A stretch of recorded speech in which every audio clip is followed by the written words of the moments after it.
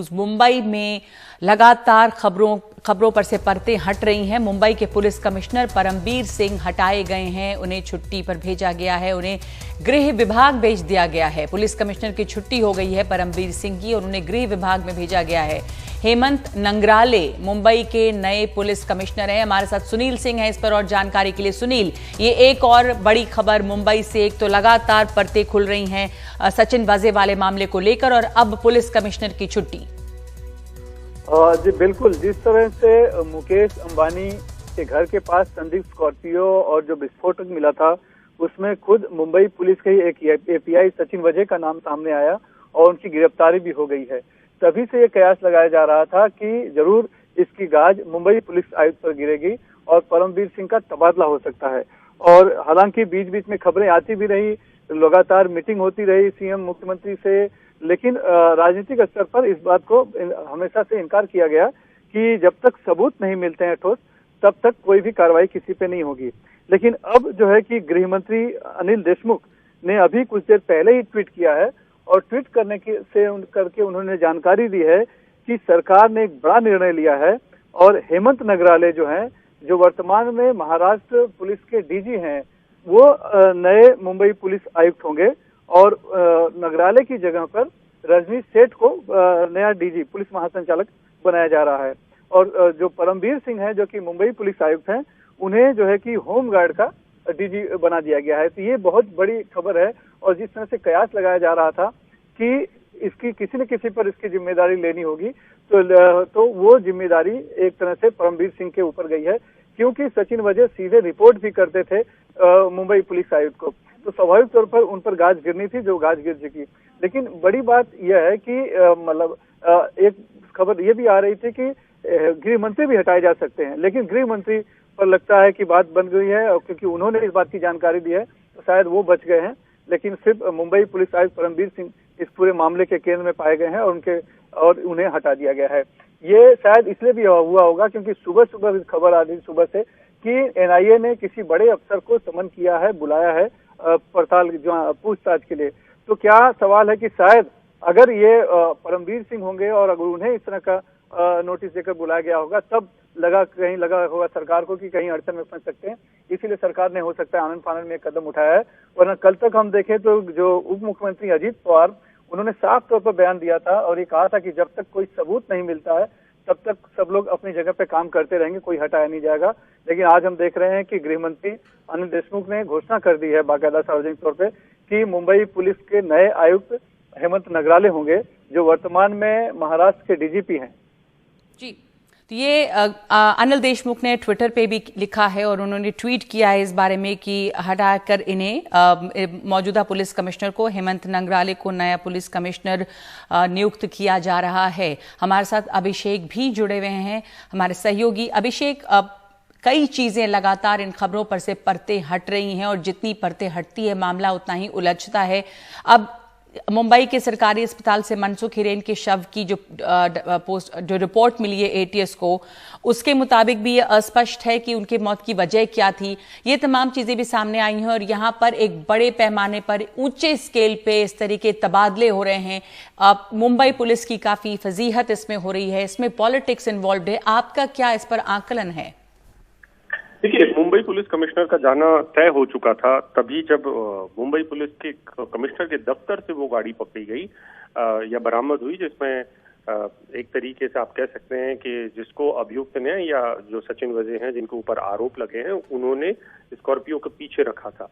वो crime branch की गाड़ी थी। अब जो नया डेवलपमेंट है कि आखिरकार पुलिस कमिश्नर को हटाने की ऐसी गले में फांस सरकार की क्यों फंस गई थी, तो एक बड़ी वजह ये बताई जा रही है कि जो तिहाड़ जेल का जो एंगल सामने आया था, जिसमें दिल्ली की स्पेशल सेल भी जांच कर रही है, जिसमें एनआईए को भी सूचना मिली थी कि कोई एक धमकी भरा मामला था जो दिल्ली से स्टार्ट हुआ था या दिल्ली के किसी आतंकी से, दिल्ली में जो आतंकी संगठन कोई सक्रिय है उसने धमकी दी है। इस बारे में ऐसे इनपुट्स मिले हैं एनआईए को, जो हमारे सोर्सेज हैं वो बता रहे हैं कि वो मामला बेहद पेचीदा है और उसमें जितने भी अप्रूवल्स हैं, मुंबई पुलिस ने जिस तरीके की जानकारियां दी या बाद में जानकारियां मिल रही थी, उसमें एक बहुत बड़े लेवल के लोगों के हाथ होने का अंदेशा है। और ये बात मुंबई पुलिस के मुंबई के में जो बैठे हुए ठाकरे परिवार है, जो सत्ता चला रहे हैं, उनको भी कई सारे महकमों से दी गई कि ये मामला अब बहुत ज्यादा पेचीदा हो चुका है। ये मामला सिर्फ और सिर्फ किसी गाड़ी का जिलेटिन रखने का नहीं है, बल्कि इसमें केंद्र की सरकार की जो एजेंसियां हैं उनके पास बहुत कुछ है। शरद पवार ने ये कहने की कोशिश की थी 45 मिनट की जो उनकी मीटिंग थी कि हमें एक लिमिट से आगे हमको मुंबई पुलिस की का बचाव नहीं करना चाहिए, सचिन वाजे का बचाव नहीं करना चाहिए। जो लोग फंसे हुए हैं उनके फंसे होने में अगर एनआईए जांच कर रहा है तो उस जांच में आप सहयोग करिए। आप देखिए कि जो एटीएस ने, जिसका जिक्र आप कर रही हैं नगमा, कि एटीएस ने ये जो मनसुख हिरेन की जो पोस्टमार्टम रिपोर्ट थी वो उसमें बहुत कंक्लूसिव नहीं थी, ऐसा बताया गया। बहुत सारे लोगों ने ऑफ रिकॉर्ड बताया कि उनको जानकारियां हैं, लेकिन बहुत सारी कंट्रोवर्सी से, विवादों से बचना चाहते हैं बहुत सारे लोग अब, क्योंकि ये बहुत ही हाई प्रोफाइल मामला है। तो इसलिए उसकी रिपोर्ट एक तरीके से हरियाणा की जो लैब है उससे रेफर की जा रही है। देर सवेर ये जो मनसुख हिरेन की हत्या का मामला है ये भी एटीएस से निकलकर एनआईए के पास जरूर आएगा, क्योंकि ये मामला सीधे तौर पर इस बात से जुड़ा हुआ है कि क्या सचिन वाजे ने कुछ जो भी सबूत थे उनको नष्ट करने की कोशिश की और फिर एक तरीके से जो सबसे बड़े विटनेस थे मनसुख हिरेन, उनकी हत्या की, ये इल्जाम है। और जो मुंबई पुलिस आयुक्त थे, कमिश्नर थे, वो सचिन वाजे उनको सीधे रिपोर्ट करते थे। ये मुंबई के हलकों में तमाम लोगों को पता है, इसमें कोई भी दबी छुपी बात नहीं है। वो मुंबई पुलिस के कमिश्नर के दफ्तर में बैठते थे। बाद में उन्होंने गाड़ी वहीं पे जिन गाड़ियों का जिलेटिन रखने के लिए इस्तेमाल हुआ या बाद में उनको छोड़ा गया, लेके गए, उसमें पूरी की पूरी मुंबई पुलिस कमिश्नर के दफ्तर का इस्तेमाल हुआ है। ये अब कोई दबा छुपा नहीं है। एनआईए ने वहां से सीसीटीवी फुटेज निकाले हैं। एनआईए ने ये पूछा है कि आपकी इतनी बड़ी क्राइम ब्रांच की जो इंटेलिजेंस की यूनिट है वो इसमें शामिल थी, इतने सारे लोग काम कर रहे थे सचिन वाजे के साथ मिलकर, जिसमें 1-2 लोग नहीं बल्कि 6-7 लोगों के बात का नाम कहा जा रहा है। तो ये यूनिट बिना किसी के मदद के कैसे काम कर रही थी?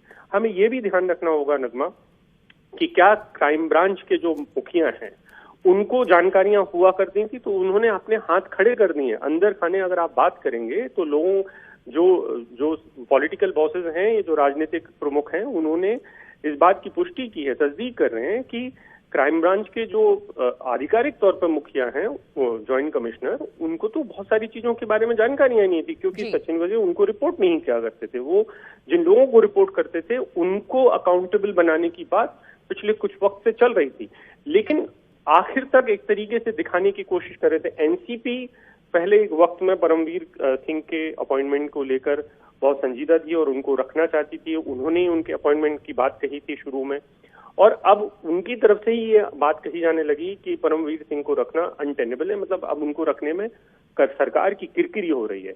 और नगमा, हम सब जानते हैं कि एक सीमा से ज्यादा कोई भी राजनीतिक दल या सरकारें जो होती हैं वो अपनी ऊपर ज्यादा आंच नहीं आने देना चाहती हैं, और आंच जो है वो ठाकरे परिवार पे आ रही है, खुद एनसीपी पे आ रही है कि कैसे उनके महकमे को हैंडल कर रहे थे लोग। इतनी बड़ी बात चल रही थी, उद्योगपति मुकेश अंबानी के घर के बाहर अगर जिलेटिन छंड रखने की बात हो रही है, वो जो कि विस्फोटक है, तो क्या ये एक बहुत बड़ी कॉन्स्पिरेसी है? और अगर इतने बड़े शख्सियत के घर के बाहर ऐसा हो सकता है तो आम लोगों की क्या बात होगी? तो ये विपक्ष न सिर्फ हमलावर है, बल्कि विपक्ष इस बात को साबित करने में भी ठाकरे सरकार के खिलाफ कामयाब रहा है कि देखिए आपका जो काम करने का तरीका है वो बहुत लिजलिजा है और उसमें बहुत सारे छेद हैं और इसमें लोग सुरक्षित नहीं है, ऐसा बताने की कोशिश की गई। और ये एक जो परसेप्शन की लड़ाई है, छवि की लड़ाई है, उसमें विपक्ष जब आगे बढ़ता हुआ दिखाई दे रहा था, वो लोग शुरू से कह रहे थे कि इसमें बड़े उच्च पदस्थ लोग शामिल हैं, उनकी जांच की जाए। जो परमवीर सिंह है उनकी इस्तीफे की मांग या उनको हटाने की मांग पहले से हो रही थी। और जो नोट गिनने की मशीन आई है अब पूरे सीन में नगमा, उसने मामले को राजनीतिक तौर पर और मुश्किल किया है ठाकरे परिवार के लिए कि सचिन वाजे जैसे व्यक्ति अगर एपीआई हैं तो वो मर्सिडीज में चलते हैं और मर्सिडीज में नोट गिनने की मशीन लेकर चलते हैं, तो आखिरकार और 5 लाख रुपए उस मर्सिडीज में वो छोड़ के गए हुए थे। तो ऐसा कौन सा वो कारोबार करते हैं कमिश्नर दफ्तर में, या जो कमिश्नरी है वो ऐसा कौन सा कारोबार करती थी जिसमें इतने लाखों करोड़ों के बारे न्यारे होते थे और ये लाखों करोड़ जा कहाँ रहे थे? अगर नोट गिनने की मशीन है तो जाहिर सी बात है कि ये 1-2 लाख को गिनने के लिए तो नहीं रखी गई होगी, इसमें कोई बड़े हाई वैल्यू ट्रांजेक्शन हो रहे होंगे।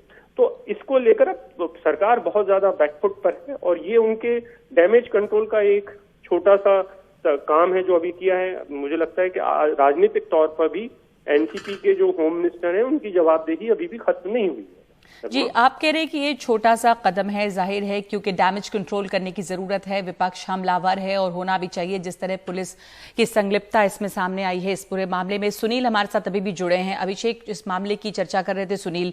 अब सचिन वाजे की अगर बात करें तो इस केस से अभी ये जो सवाल उठता है कि आखिर सचिन वाजे को इसमें जो इनकी इन्वॉल्वमेंट सामने आई है उसकी जरूरत क्या थी और क्या इसका मोटिव है, वो किस हद तक पुख्ता तौर पे साबित हो पाया है। क्योंकि ये भी बात सामने आई कि सचिन वाजे जो पूर्व हेड थे क्राइम इंटेलिजेंस यूनिट के, और वो शायद एक बार फिर से लाइमलाइट पाने के लिए उन्होंने इस पूरी चीज को प्लांट किया था। पर और क्या इसमें मोटिव के बारे में बातें साफ हुई हैं इस केस में? देखिए नगमा, जहां तक ये जो थियरी है कि सचिन वाजे ने लाइमलाइट में आने के लिए प्लान किया, ये बहुत ही हम कह सकते हैं कि कमजोर थियरी है। क्योंकि सचिन वाजे वो शख्स हैं जो कि शुरू से विवादों में रहे हैं। उनके ऊपर 2002 में घाटकोपर ब्लास्ट के कस्टडी के आरोप में कस्टडी में रहे युवक ख्वाजा यूनिस की हत्या का आरोप है और 16 साल तक वो निलंबित भी रहे थे।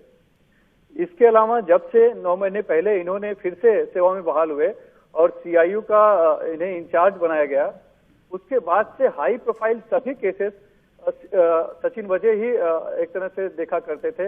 यहाँ तक कि आप देखें कि अर्नब गोस्वामी गिरफ्तारी के समय, जबकि वो इनका संबंध नहीं था, अलीबाग का मामला था, फिर भी वहां पर वो देखे गए थे। और फेक फॉलोअर्स का मामला हो या फिर कार डिजाइनर छबड़िया का मामला हो, कई ऐसे मामले थे। और पूरे मुंबई में जो भी इस तरह के काम होते हैं, चाहे हम अवैध बोलें या फिर जो कानून को थोड़ा सा धज्जियां उड़ाकर कुछ काम किए जाते हैं, वहां पर इनकी चर्चा हुआ करती थी। और जो अब देख रहे हैं कि नोट गिरने वाली मशीन जो सामने आई है, तो पहले से लाइमलाइट में थे और इनकी दहशत ये सिंघम के तौर पे इनकी एक पहचान बन चुकी थी। इसीलिए ये मामला जो है वो सिर्फ सचिन वाजे तक जुड़ा हुआ नहीं है, ये बहुत बड़ी एक साजिश का हिस्सा है जिसमें और भी लोग शामिल हैं, जो ऊपर के लोग भी हो सकते हैं या दूसरे और भी हो सकते हैं। ये बात जरूर है कि सचिन वाजे हो सकता है कि सब कुछ अपने ऊपर ले रहे हो, ऊपर से बचाने के लिए, ताकि अगर वो अपने ऊपर वालों को बचाएंगे तो उनको भी बचा लिया जाएगा।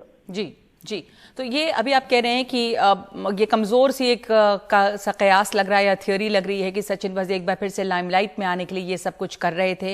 एनआईए की तरफ से इस तरह का कहा गया था। धन्यवाद आपका सुनील इस जानकारी के लिए। अभी भी पूरी तरह से मामला साफ नहीं हुआ है कि इसके तहत मतलब कॉन्स्पिरेसी क्या थी पूरी, जब जो ये सब कुछ हुआ। वैसे हेमंत नंगराले जो हैं वो अब मुंबई के नए पुलिस कमिश्नर हैं और परमबीर सिंह को होमगार्ड का डीजी अपॉइंट किया गया है।